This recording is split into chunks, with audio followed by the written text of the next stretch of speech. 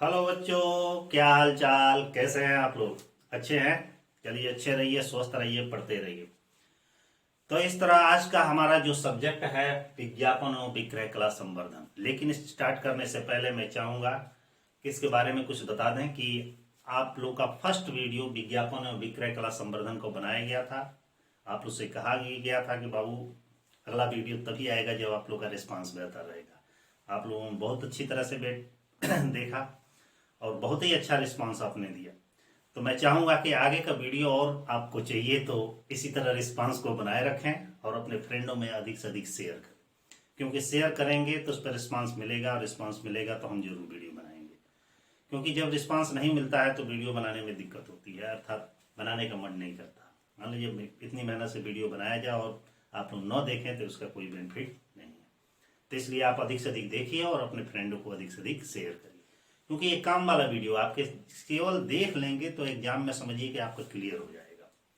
एक चीज और है कि बहुत सारे बच्चों को वीडियो खोजने में दिक्कत हो रही है, तो सीधे हमारे जो भी वीडियो सेंड कर रहे हैं उसके डिस्क्रिप्शन बॉक्स में जाइए, उसमें लिंक दिया रहेगा। वैसे नहीं यदि मिलता है तो हमारे सीधे चैनल पे जाइए, प्लेलिस्ट बना होगा, चैनल पे क्लिक करेंगे, प्लेलिस्ट खुलेगा, प्लेलिस्ट में देखिएगा विज्ञापन और विक्रय कला संवर्धन के नाम से प्लेलिस्ट होगा। उसमें लिंक्स भी दिए गए हैं, आप कहीं भी आप खोलेंगे तो उसकी प्लेलिस्ट में आप पूरा दिखाई देगा। ठीक है, और उससे भी ज्यादा दिक्कत हो सीधे आप हमारे पास कमेंट करिएगा, मैं आपके पास लिंक शेयर कर दूंगा। ठीक है, तो इस तरह आप कंटिन्यू वीडियो को देखते रहिए। आइए स्टार्ट करते हैं वीडियो। चैप्टर सब्जेक्ट हमारा है विज्ञापन एवं विक्रय कला संवर्धन। इसमें आज का जो हमारा टॉपिक है, सेकंड जो टॉपिक है, जो चैप्टर है, संप्रेषण प्रक्रिया। क्या है सब्जेक्ट? संप्रेषण प्रक्रिया। इसको अंग्रेजी में कहा जाता है कम्युनिकेशन प्रोसेस। कम्युनिकेशन प्रोसेस होता क्या है? संप्रेषण, इसी को संचार भी कहा जाता है। कम्युनिकेशन शब्द एक लैटिन भाषा के कम्युनियस शब्द से बना। लैटिन भाषा के किस शब्द से बना है? कम्युनियस शब्द से बना। अर्थात कम्युनिकेशन जो शब्द है वो हमारा लैटिन भाषा के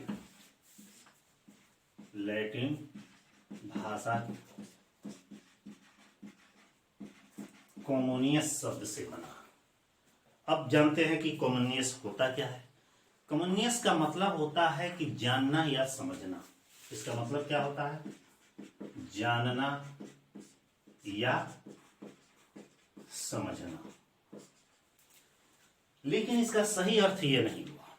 सिंपल आपके लैंग्वेज में बता रहे हैं कि कम्युनिकेशन होता क्या है। कम्युनिकेशन का मतलब होता है वार्तालाप, विचारों का आदान प्रदान। जब एक व्यक्ति किसी दूसरे व्यक्ति के सम्मुख अपनी बातों को रखता है, और वो किस तरह से रखता है उसके ऊपर निर्भर करता है। अपनी बातों को दूसरे के सम्मुख प्रस्तुत करता है, दूसरा उसको एक्सेप्ट भी करता है, मतलब उसकी बातों को सुनता है। ऐसा नहीं कि चिल्लाते रहे और उधर देखता रहे, उसकी बातों को वो सुनता है और सुनने के बाद से उस पर विचार करता है। अब विचार के बाद अपना प्रतिपुष्टि, रिजल्ट, फीडबैक, ठीक ना, प्रदान करता है। माने आपको भी वो उसका कुछ रिप्लाई देता है, चाहे वो पॉजिटिव हो चाहे नेगेटिव।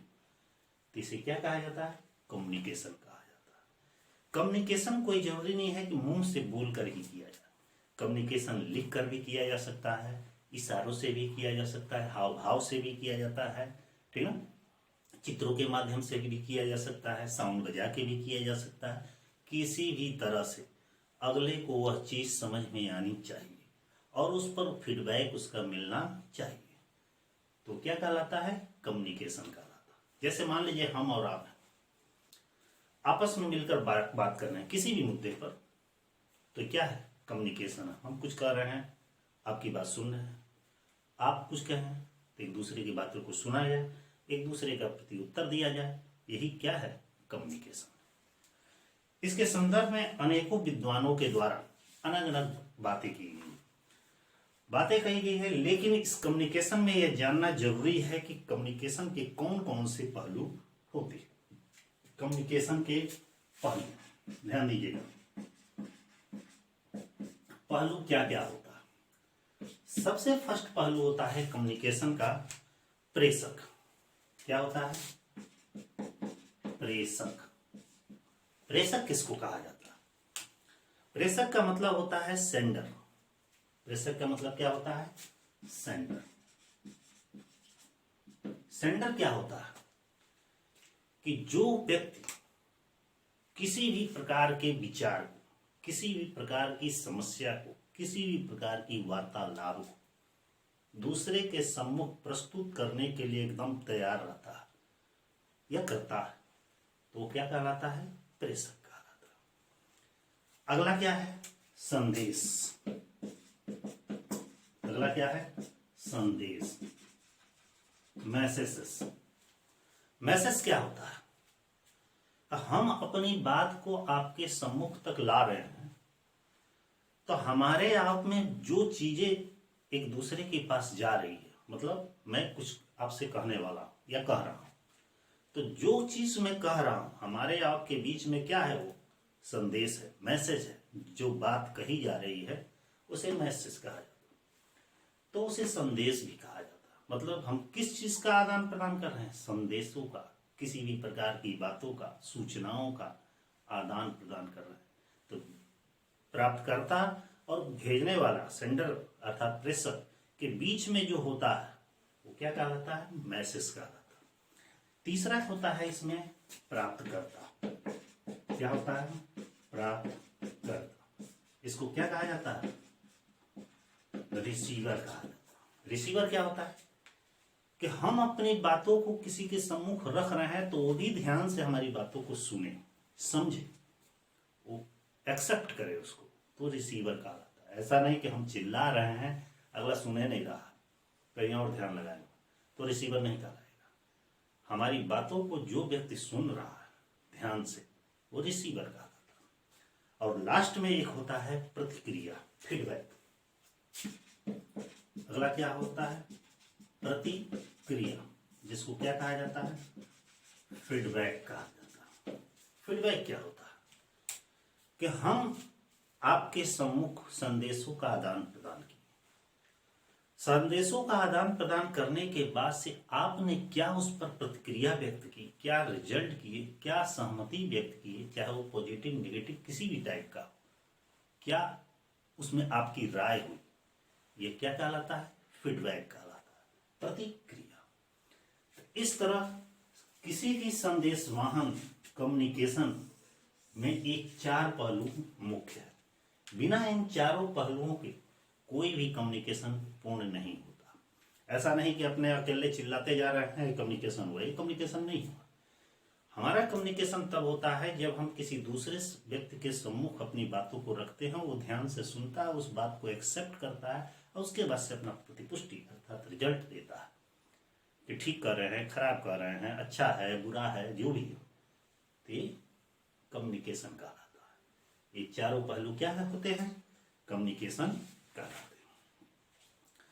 अब प्रश्न आता है कि संप्रेषण अर्थात कम्युनिकेशन के प्रक्रिया कौन कौन से हैं, चरण कौन के, क्योंकि ये सबसे महत्वपूर्ण टॉपिक है। ये एग्जाम में पूछता भी है कि कम्युनिकेशन की विभिन्न प्रक्रियाओं को, संप्रेषण की विभिन्न प्रक्रियाओं को या विभिन्न चरणों को स्पष्ट कीजिए। संप्रेषण प्रक्रिया के चरण ध्यान दीजिएगा। संप्रेषण प्रक्रिया के चरण, ठीक। संप्रेषण प्रक्रिया के चरण को हमने कई स्टेपों में बांट दिया, ठीक है। वह कौन कौन से स्टेप है मैं आपको बता रहा हूं, ध्यान दीजिएगा। इसके 6 चरणों में हमने डिवाइड किया। सबसे पहला आता है स्रोत या प्रेषक, ध्यान दीजिएगा। स्रोत या इसी को प्रेषक कहा जाता है। प्रेषक। ठीक है। दूसरा होता है इसमें, सेकंड इसमें होता है संदेशबद्धता। क्या होता है? संदेशबद्धता।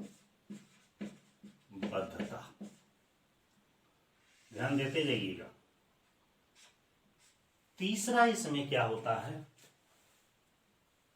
ठीक है, माध्यम अर्थात मीडिया। क्या होता है? माध्यम अर्थात मीडिया। ठीक है। फिर इसमें होता है, अगला स्टेप होता है, ध्यान देते रहिएगा, संदेशवाचकता। क्या होता है? संदेशवाचकता। ठीक है।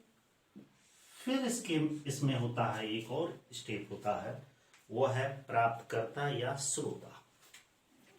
होता है प्राप्तकर्ता या इसी को श्रोता भी कहा जाता है। एक और स्टेप होता है, जो अंतिम स्टेप होता है, वो होता है प्रतिक्रिया अर्थात फीडबैक।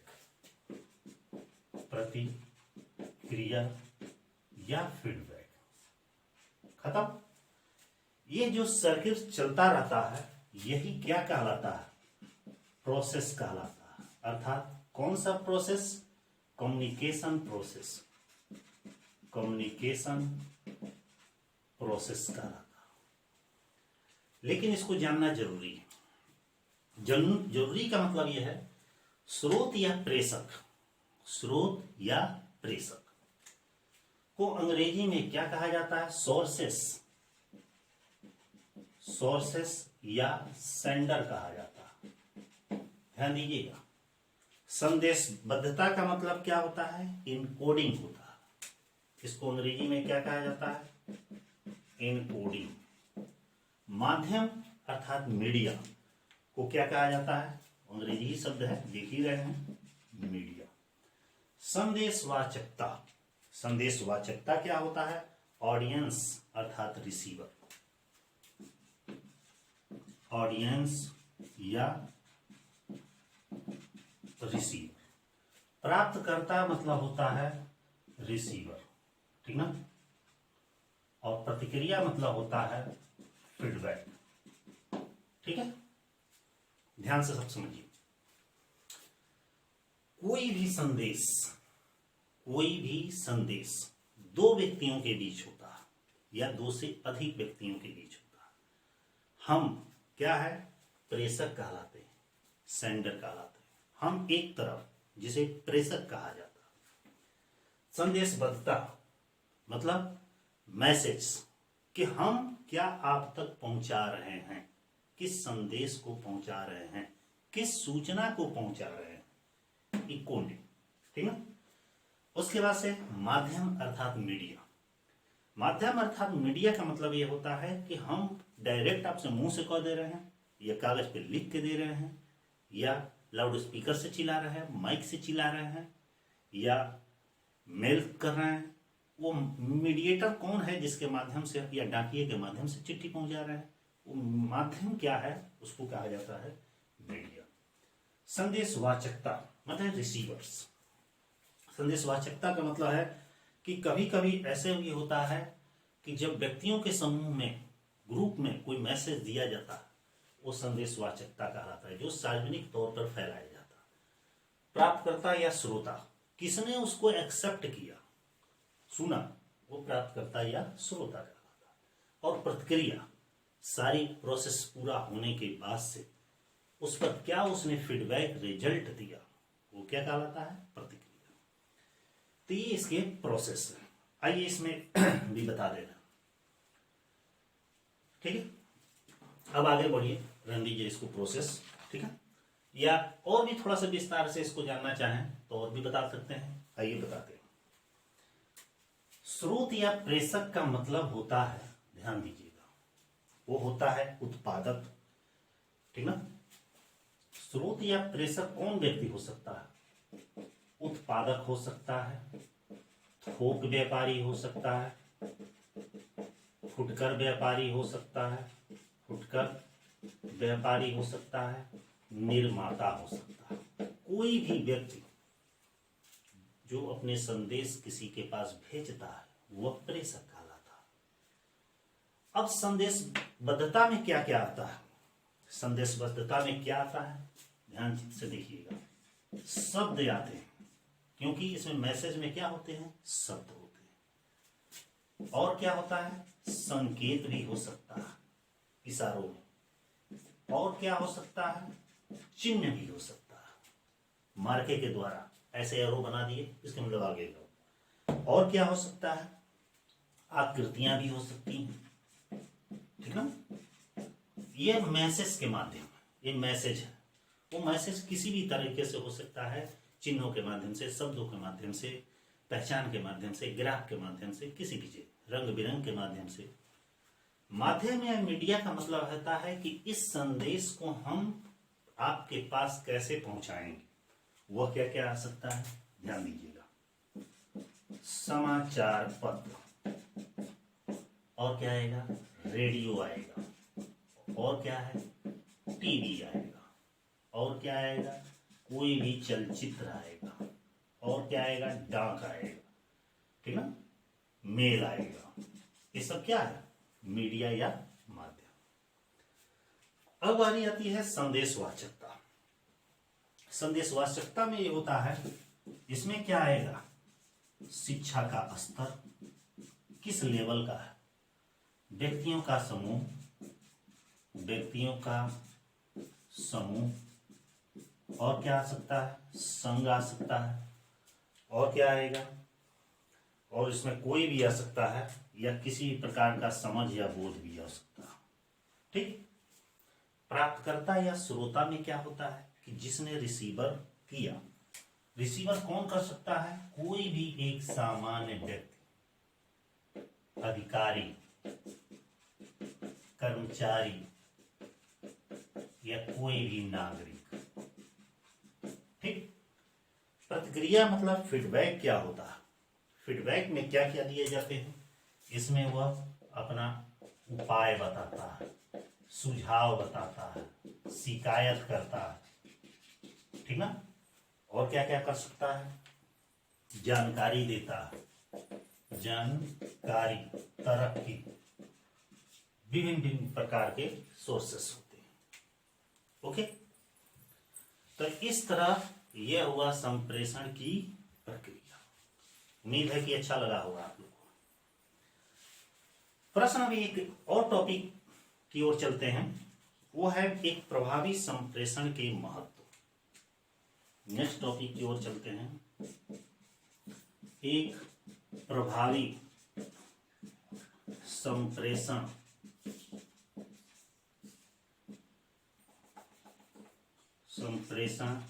के महत्व,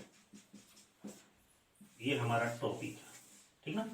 एक टॉपिक, एक मेन संप्रेषण हो गया, इसके पहलू हो गया, और ये प्रोसेस हो गया। एग्जाम में क्वेश्चन आता है तो इसी तरह से आप बनाकर लिखें। प्रश्न है कि एक अच्छे या प्रभावी संप्रेषण के क्या महत्व हैं, ठीक है। एक अच्छे संप्रेषण से हमें क्या क्या फायदे मिल सकते हैं। तो पहला फायदा इसमें होता है, व्यवसाय का जो वातावरण होता है, इन्वायरमेंट होता है, वो स्वस्थ और मधुर होगा। पहला फायदा क्या है, व्यवसाय का वातावरण स्वस्थ यो मधुर होता है। मतलब एक अच्छे कम्युनिकेशन से व्यवसाय में जो भी इन्वायरमेंट वहां का होता है वो अच्छा होता है। जैसे देखते होंगे बहुत सारे लोगों के घरों में, छोटे हो या बड़े हो, उसमें कितने प्रेम से बातें की जाती हैं, सबको रिस्पेक्ट दिया जाता है। तो वहाँ का सिस्टम, कल्चर, इन्वायरमेंट, या समझिए कि वहाँ की शिक्षा दीक्षा, संस्कार बहुत बेहतर होते हैं। अब बहुत से घरों में थोड़ा सा बोलने का तौर तरीका अलग होता है, तो उसका इन्वायरमेंट कुछ अलग होता है। तो उसी तरह जब एक अच्छा कम्युनिकेशन किसी संगठन या व्यवसाय में है, तो वहाँ क्या होता है, बहुत मधुर संबंध होते हैं, अच्छा इन्वायरमेंट वहाँ का होता है। अगला दूसरा फायदा होता है इसका मतलब शीघ्र निर्णय। जब अच्छा इन्वायरमेंट होगा, अच्छा कम्युनिकेशन स्किल होगा, तो वहां पर डिसीजन लेने में भी हमें कोई कठिनाई नहीं होगी, शीघ्र डिसीजन लिया जा सकता है। ठीक ना। तीसरा फायदा क्या होता है, समय पर सूचनाओं का संप्रेषण।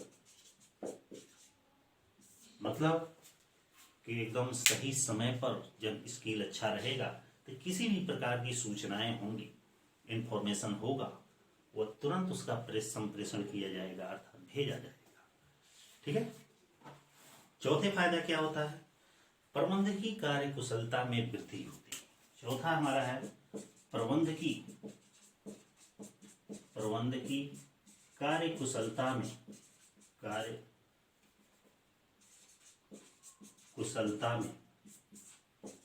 क्या होती है, वृद्धि होती। जो मैनेजरियल एफिशिएंसी है वो क्या होता है, डेवलप करता है, उसमें इंक्रीजिंग होती है, वृद्धि होती है। अगला क्या होता है, और भी बहुत सारे फायदे हैं कि अनुशासन बना रहता।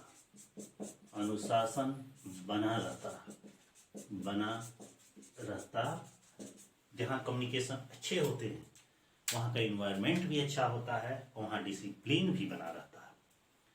ठीक है। अगला है शांत व स्वस्थ वातावरण। अगला क्या है, शांत व स्वस्थ वातावरण होता है। ठीक है। और भी कुछ फायदे होते हैं, इधर मैं लिख दे रहा हूं, आप लोग समझ लीजिएगा। और बहुत सारे हैं कि कार्य में संतुष्टि मिलती है। कार्यों में क्या होती है, कार्यों में संतुष्टि प्राप्त होती है।